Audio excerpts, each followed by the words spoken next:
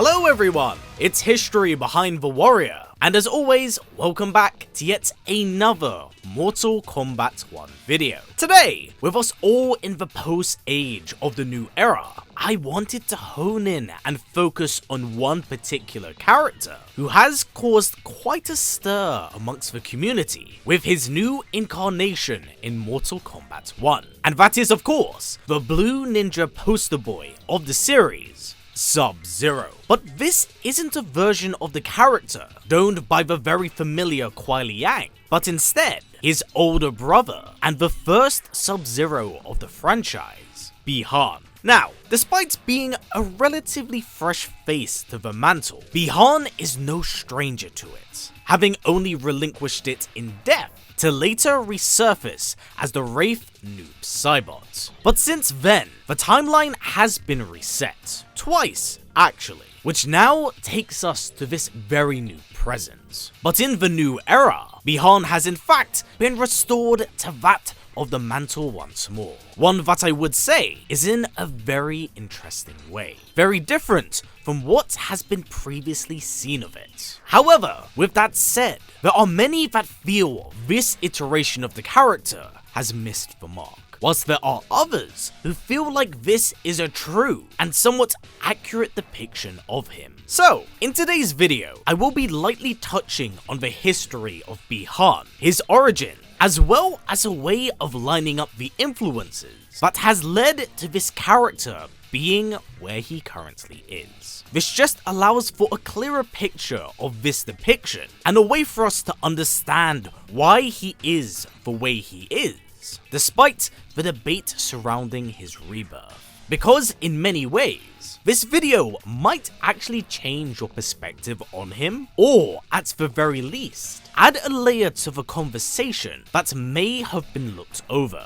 as I feel like this version of Bi-Han was in fact someone foreshadowed a very long time ago, only now having taken fruition in a very different way. So with that said, let's go to the very beginning and talk about the first Sub-Zero. Now, being raised in the Lin Kuei, Bi-Han was taught to be strong, harsh, formidable, and by all intents and purposes, cold. He was callous and tactical through his frozen demeanor, making him the perfect assassin of the Lin Kuei, bringing both honor and glory to its name. But that's not to say that he necessarily agreed with every decision made, as the Grand Master during the events of Mythologies actually forced Bi-Han to take on a contract by Quan Chi, a denizen of the Netherrealm, and someone Bi-Han was very reluctant to work for. But despite his own feelings on the matter, the Grand Master had him cast them aside to carry out this job. And it's during this game where we get to see some morals be assigned to him, something never seen before, as our only brief exposure to him was in the first game, and later as a very shadowy figure from 2 onwards. And it's here during this game where it becomes clear that Bi-Han isn't morally bankrupt, having a sense of right and wrong once he's betrayed by Quan Chi. As during the later half of Mythologies, we see that he is capable of showing mercy, remorse, and even sympathy, thus painting him in a very different light that isn't entirely one-dimensional. But that's largely where I think there is a divide with this character. You see, in many ways, Mythologies could actually be seen as a prequel to that of Noob Saibot, despite them being extremely different, as it was Mythologies itself designed to set up the events of Mortal Kombat 4.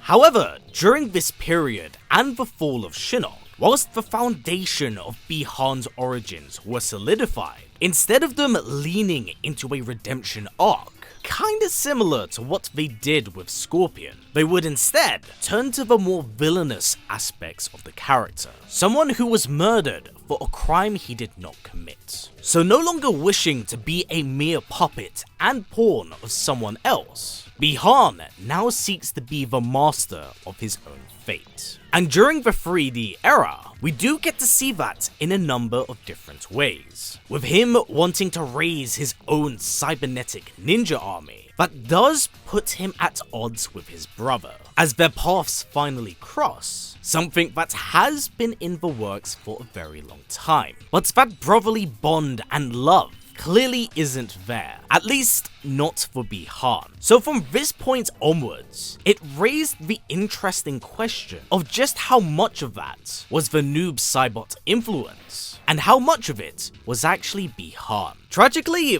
this is actually a mystery that's never resolved. Not even in the reboot trilogy, as we don't see the two brothers interact until much later on, where Bi-Han is already under the Noob Saibot mantle. And even so, those interactions are extremely brief. So we never actually know how much of Bi-Han is actually in there. But I do want to point out that seeing as how Mortal Kombat now runs on multiverse theory, if all the arcade ladder endings are believed to be somewhat canon at the end of MK11, then the purification of Bi-Han does restore him to a much kinder form. So this now brings us up to Mortal Kombat 1, where the status quo has been restored and Bi-Han retains the Sub-Zero mantle. But unlike that of the original canon, we do get some pretty big narrative changes in the established lore. For one, the events of Mythologies did not happen,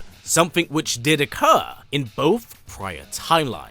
2. Their father was actually the Grand Master, opposed to that of Sectors. And 3. He would be raised alongside Smoke. Thus, this basically is an entirely new origin story for the trio, with one of the biggest changes here being the overall family dynamic, as it's essentially the pivotal plot piece of their dynamic. As one of the biggest changes here is that we actually get to see Kuai Liang and Bi-Han interact. We get to see them have full conversations and kind of establish their relationship to get a rough idea just how close the two are, with Kuai Liang being very level-headed and open to helping his brother, whilst Bi-Han himself is much more cold and stern in his demeanor. But one of the biggest changes is that of Bi-Han's character, having him lean more into that of his darker persona than just him being under the influence of Quan Chi's dark magic.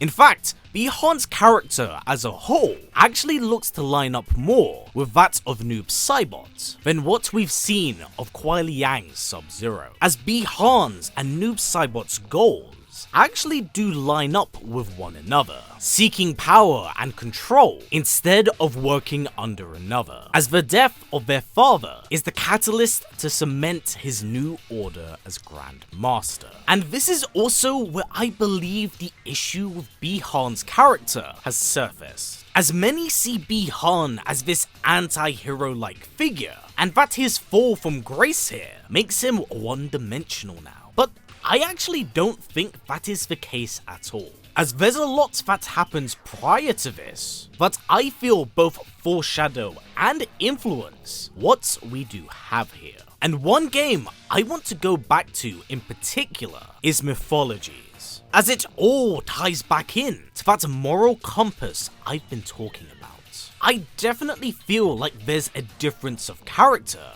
from his Mythologies counterpart to what we see in his main installment version. As like I've said, some see Bi-Han as this anti-hero, but I think it's a lot more cut and dry than that. He's an assassin. He was always an assassin prior to the events of Mythologies. And I believe that it is the narrative significance of this story that allows him to change and evolve as a character. Because think about it, prior to Quan Chi stealing the amulet, he kills Hanzo with no remorse, and then goes on to slay 4 Earthrealm elemental gods with little to no hesitation. It's only up until he has been played, with the amulets being taken, where he has a change of heart. And even then, it only happens once he is confronted by Raiden. scolding him for his poor decisions, and giving him a chance at redemption. Had it not been for the Thunder God and his journey through hell, he may have stayed a cold-hearted assassin. But I think this highlights the importance of mythologies to his character, because if these events did not happen, then I think what we actually have here in the present is ultimately what would happen should the events of mythologies never occur. Hence why this version of the character, and the one we see by the end of mythologies, feels so similar, yet different in their own way. Going off what I've seen, many seem to be quite shocked by Bi-Han's lust for power, but it's actually something that has existed since the very first timeline, being mostly explored in arcade ladder endings. As during the events of Armageddon, he seeks to harvest the Lin Kuei and turn them into his cybernetic soldiers. And during the reboot trilogy, he even unites with the likes of Havoc to become the overlord of the Netherrealm. During the events of 11, he would go on to usurp the likes of Kronika to become death itself. So this ideology and mindset of Bi-Han wanting control isn't actually anything new to the character. I think if anything, this iteration of him is just a lot more streamlined, and one that pays homage to the foundation forged by older existing ideas. However, with that said, it does ultimately come down to the execution of said ideas. And that is, unfortunately, where I would say things do come up a bit short here. I'm a strong believer of show don't tell storytelling, and I think that's an inherent flaw of Mortal Kombat's chapter system, as you can't quite get around to everyone, so it can be quite detrimental as to how these ideas and origins are explored in the new era. I feel like the intros definitely do a lot of the heavy lifting here, but had there been more of a visual prologue, or at the very least, been more time with that of the Lin Kuei,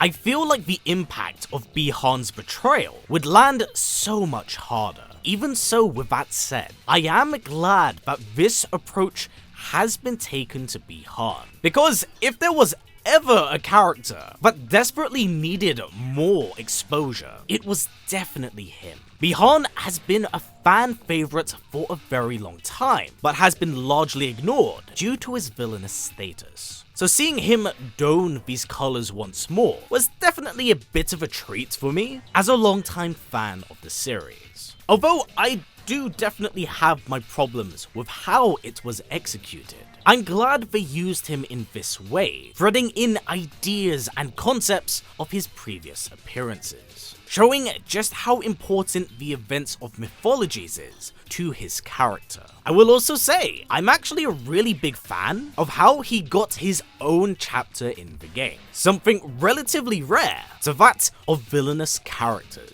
So all in all, I really do think that there's a lot of potential sitting beneath the surface here, especially with the Lin Kuei breaking away and presumably creating the Cyber Initiative. My only big real question now is what will lead to his inevitable downfall, and then of course, the return of Noob Saibot, as it isn't a matter of if, but simply when that happens, especially with Ed teasing it recently. So with that said, I now relay this question to all of you. What are your thoughts on Bi-Han in this era? Do you like this depiction? What do you think of his rise to Grand Master? And of course, what do you think of his cold and harsh demeanor? Please do comments down below, as I'd love to hear what you have to say. But for now everyone, stay strong, stay well, and keep on fighting. I'll catch you all in the next one.